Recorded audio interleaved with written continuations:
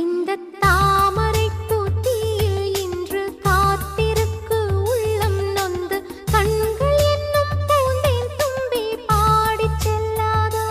அந்த காமனம்பு என்னை சுட்டு பாவை நெஞ்சின் நாணம் சுட்டு மேகலையின் நூலறுக்கும் சேலை பொன்பூவே